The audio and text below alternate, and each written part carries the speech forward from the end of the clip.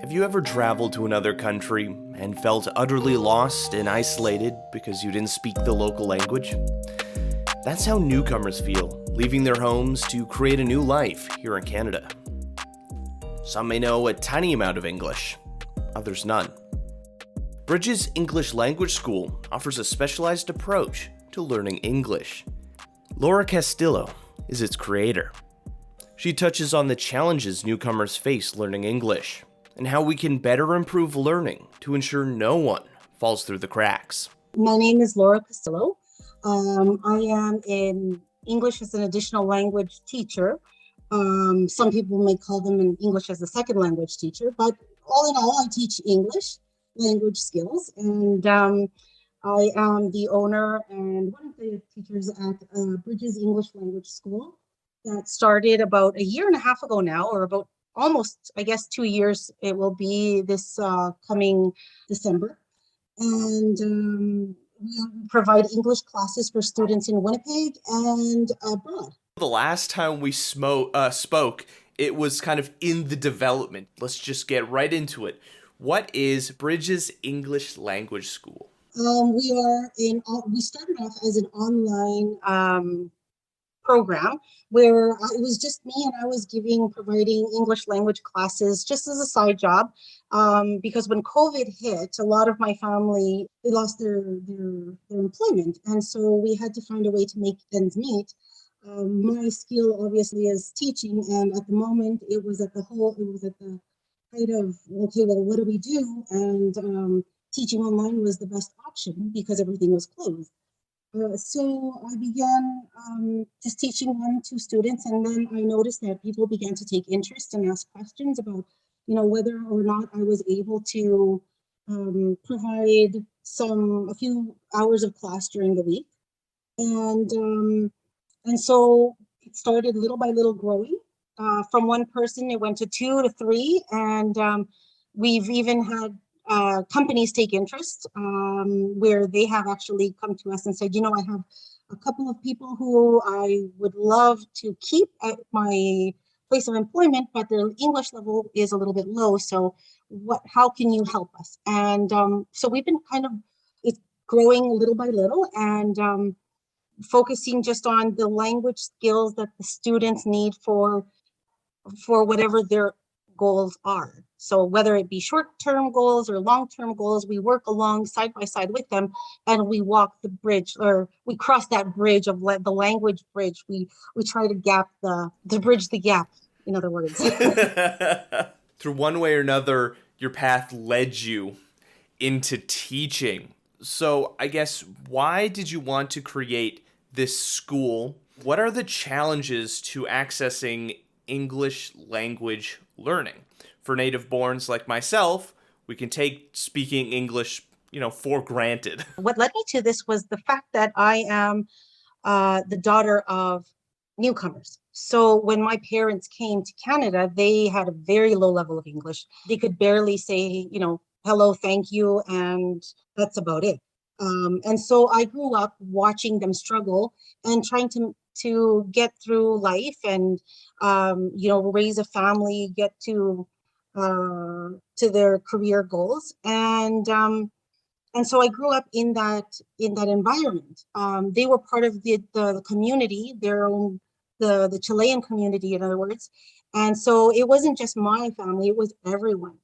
And so then this led me to work with other people, and I'm quite involved in the community, and not just my own, but in other communities as well, where we talk and we have all these opportunities to engage in conversations about what their needs are. And so that's how I started taking more interest in what the struggles and their barriers were. And what ended up happening was that I actually did my thesis on the struggles and barriers that newcomers face when they come to Canada. And for a lot of people, it may seem pretty simple, but there are so many factors that influence the ability to learn a language and the amount of time that it will take. Based on all that information and studies and just reading a lot of literature, I took interest, and I started to think about the best innovative way that would allow newcomers or people who wanted to come to Canada better prepare their language skills to be able to be successful in the least amount of time in Canada. You move to a new place, that's already scary, let alone trying to navigate the complicated mess, which is English. It is. It is. So I know one of the cool things at Bridges is that specialized approach to English. So let's say someone is moving in, it doesn't matter from which country, but they don't speak English, or if they do, it's very poor, just minimal amount. How would you tackle that situation? How would you kind of craft that, language lessons with them? First step that I always take is that I have a one-on-one interview with the student or with the client, if you want to call them that. And so it's very important to see what their short-term goal is. Now, I've noticed that in general, people talk about goals very loosely. These goals need to be implemented in a way that that leads them on a journey to what their end and final goal is. I don't jump ahead and say, okay, well, let's start focusing on your long-term goals, and these are the steps to get there. We start with, okay, what is your first priority?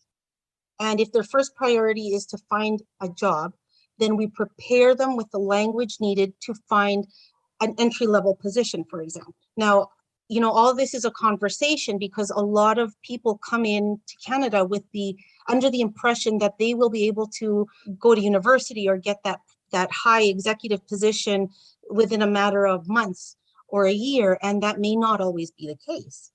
A lot of people study English in other countries, and then when they come here, they are immersed in the culture. They find that the speed is different, the accent might be different. And so they really need to work on just adjusting and learning how to live and settle within our community. And so that's step number one. Once we establish what their first step is, we work on that goal and we try to meet it together. Once we have reached that goal, then we set our next goal. Okay, so now what would you like to do next? And then we focus on, well, we need to do this. Okay, well, let's try to do this. This is what program I have for you. These are the choices and alternatives that this will bring you.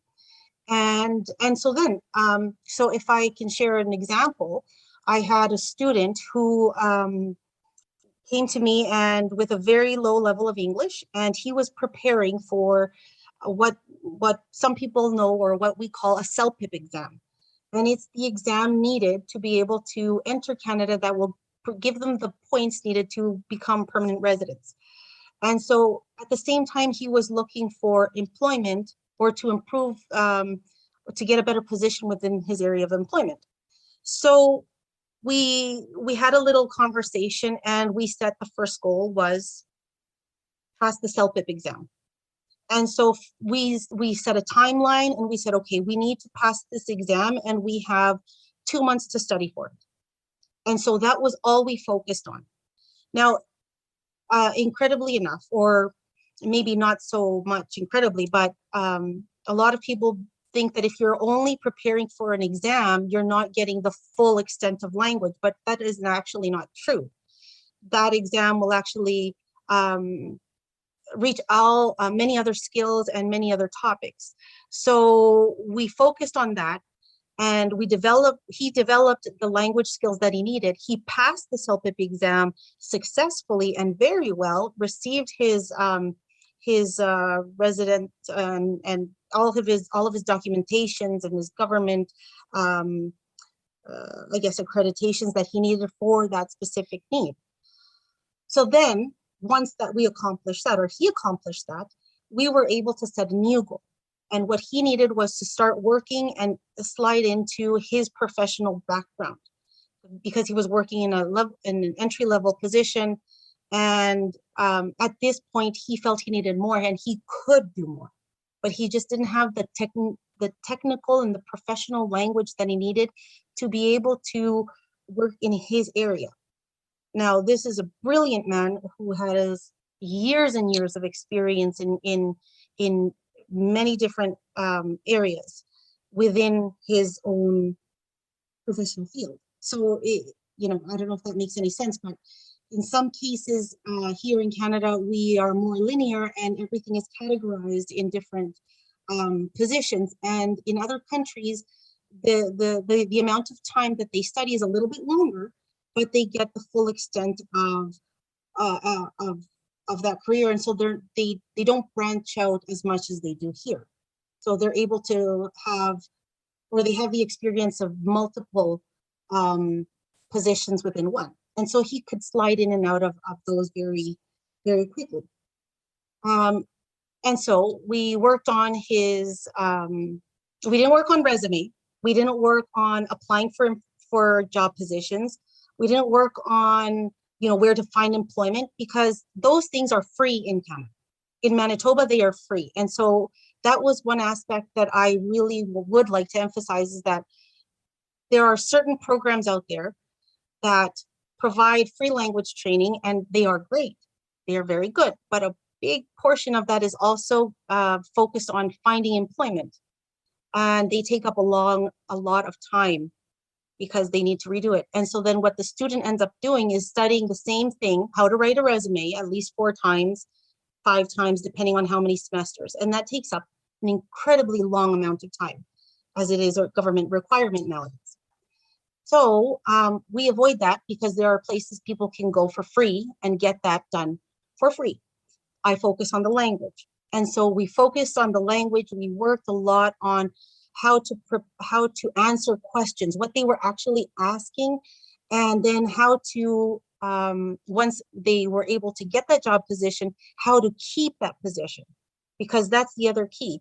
You could be trained in how to find a job position, but if you don't have the language necessary to work with different accents, with different levels of English, and I'm referring to, you can talk to someone who might be within the entry-level position, but then you want to speak to someone who is an executive position, their language is going to be different.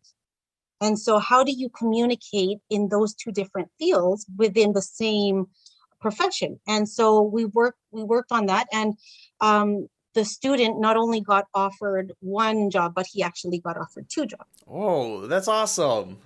He was able to find to check to see which one was the best job suitable for him. And so that was a success, not only for him, but it was also a success for us, because it showed us that, what we're doing is really working. We're focusing on the student with a different perspective.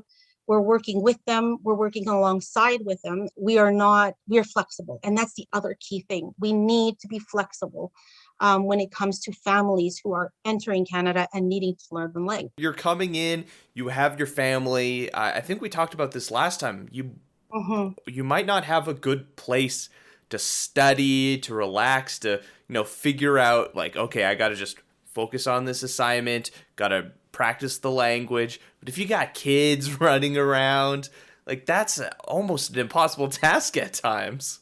Yes, it is. And so that's what the flexibility is all about. There have been times where I've had 2 or 3 because my classes are small. Mm-hmm. There are no, we limit them to a maximum of 8 per class. Now, ideally it would be 10, just to get more people in and to have the experience of working with more, anywhere from 10 to 12 actually. But we work with smaller groups, because I like targeting and making sure that each student is getting the attention they need. Otherwise, they either become intimidated with the students who are at a higher level and tend to speak a little bit more. Mm-hmm. So they become shy, and they don't want to take the risk of making a mistake, because they don't want to be judged. But when you have a smaller group, it becomes more interactive. They become more comfortable. And the most important thing is that they become more confident. And the key is gaining that confidence that they need to be able to come across, knowing that what they're saying is correct. So do you feel that one way that other kind of language classes and courses could adjust that more personal experience, being able to have that flexibility, not just in time frame, but that one-on-one time to see exactly what people need to succeed? From my experience in a variety of positions, the language classes are too big. they hold 20 to 25 or to 30 students, that's too much. Inevitably, there will be students who will fall through the cracks. And we wonder then after, why are they taking such a long time to learn the language? And it's precisely because of that. It's a mix of personality, character, confidence, and time. How do we develop that link with the student that will allow us to give them that security that what they're doing is correct? If we don't sit down and just say, okay, let me see what you can do. That's great. Let's try that again. And let's do it again and again.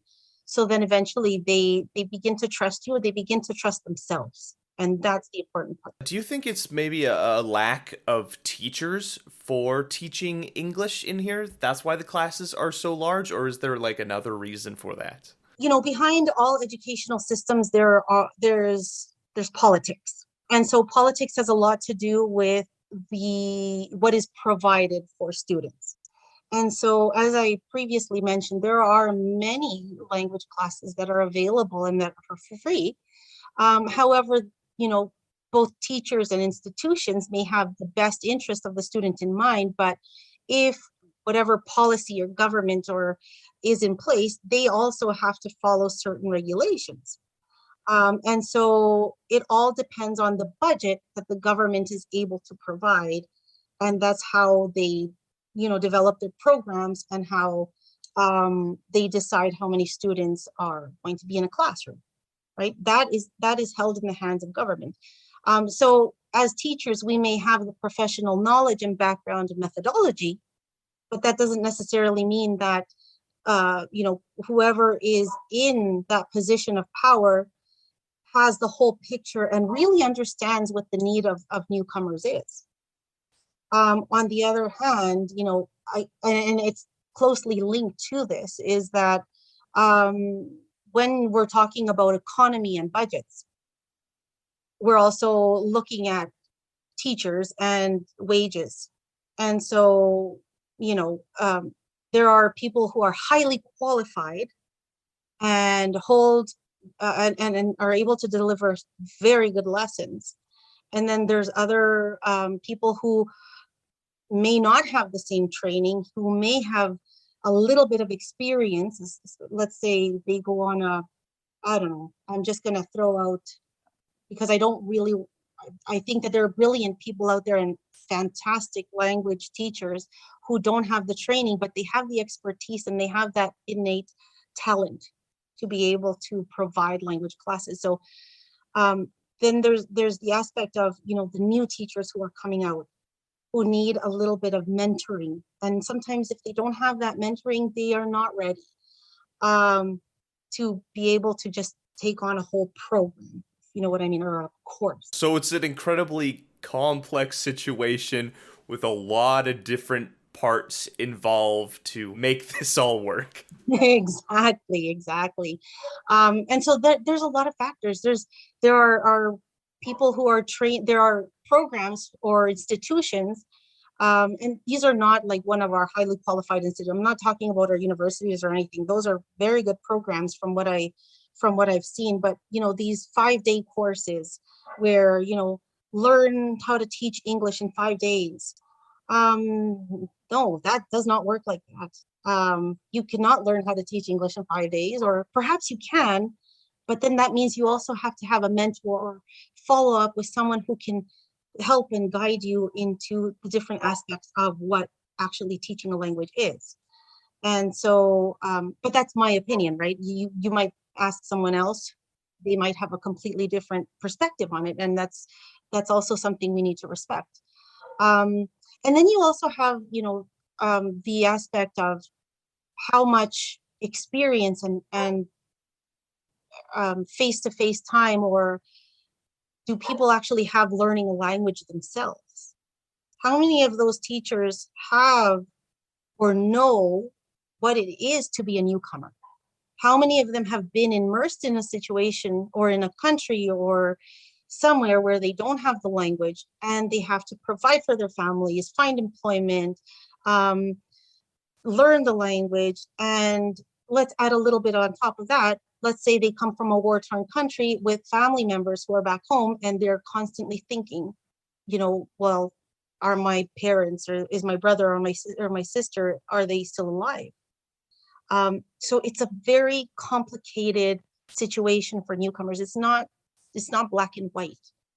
It's very complicated. Like, if you are a refugee, like, the experience coming from that, the amount of trauma, the worry, it's so hard. And yeah, it's things that native born Canadians can often take for granted. So some people are, even though they don't have a second language or they haven't been in that situation, they're very understanding, and they do a great job, and they're very supportive. And it's not, we don't often get the chance to say thank you for being that understanding, and it's something that we should do. And we should motivate people to just continue to explore, investigate, and just take the time to talk with newcomers or volunteer. Volunteering is a great way to know what the needs of newcomers are. And so sometimes I wonder, our people, our teachers, or our people who are providing these language programs, and this goes for government, this goes for administrators, this goes for, all levels of administration. How much time have they taken to actually sit down with a newcomer and ask them what their experience is, what their professional background is, what their achievements have been, and what their struggles are at the moment? And it would surprise a lot of people. When you have students, what are some of the areas that you find that they have the most challenge in when learning English? The biggest challenge is definitely the listening aspect. Listening and speaking. And of course, it will depend on what their goal is. So listening and speaking are the most difficult, because not only do they have to deal with learning the English language as a neutral language, right, with no third accent or second accent, but we live in a multicultural society where you will hear English spoken in with a Vietnamese accent, with a Spanish accent, with an African accent, and they all sound different. And so they have to adjust their ear to that, and that can be very difficult. And in other cases, students come from learning from schools, or they're if they're abroad, they study British English, and so all their books and text and all their listening activities have a British accent. They come to Canada, like aluminium. Yes.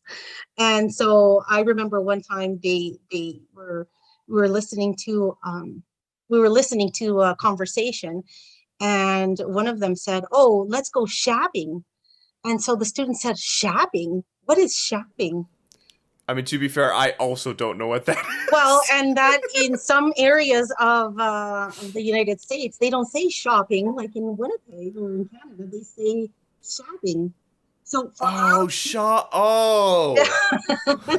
so shopping. Okay, that shopping. I don't know. It's just strange, and it's strange when you actually. For us, it may not be a big difference, but for them, they're saying, "What is that? What are they saying?" And at first I couldn't understand what they didn't hear, because for my ear it was very, like, I could modify it and I could understand clearly what they were saying, but they couldn't.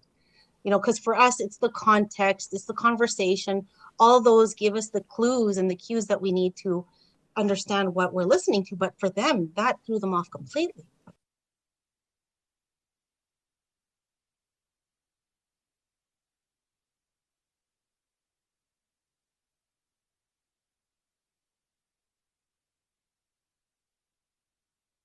Yes, it is. It is. But luckily, things have been going very well.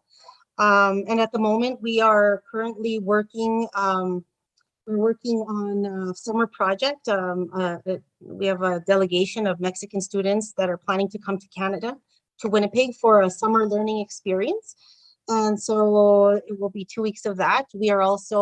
Our teachers are currently taking CELPIP preparation testing courses, so that they are able to provide better language classes specifically for CELPIP, for people who would like to pass that exam and immigrate to Canada, or who are already in Canada and would like to get their residency.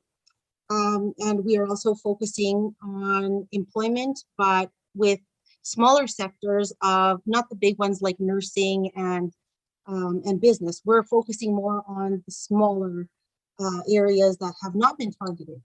And at the same time, we've also been very blessed and lucky that we have made some connections with other institutions. So for example, people who would like to study something, but that will not take them 2-3 years, international students, for example, can study English with us. And then we will provide all the necessary, not documents, but we will lead them and guide them to certain institutions and locations where they can go and take, let's say, hairstyling for a year and get their residency, or they can go to other smaller colleges, not necessarily university or the big colleges that we have in Canada. But the smaller ones that are just as efficient and just as great for their needs.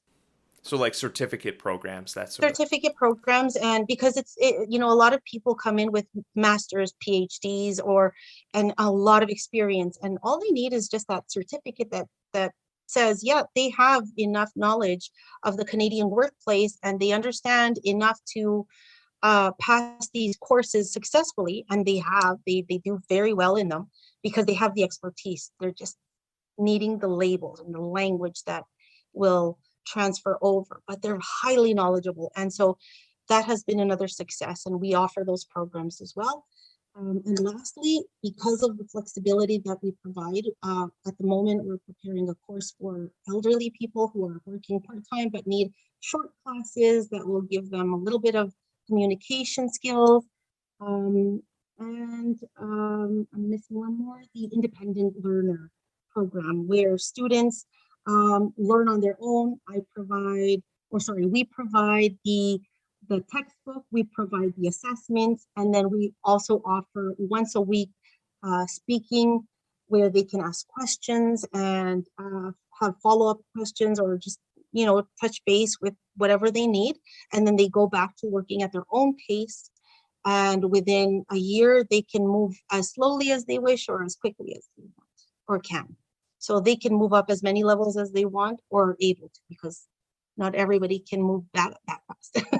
Laura, it was just amazing talking with you again. Where can people go to find out more about Bridges English Language School? All right. Well, we have our website, which is www.bridges.els.com.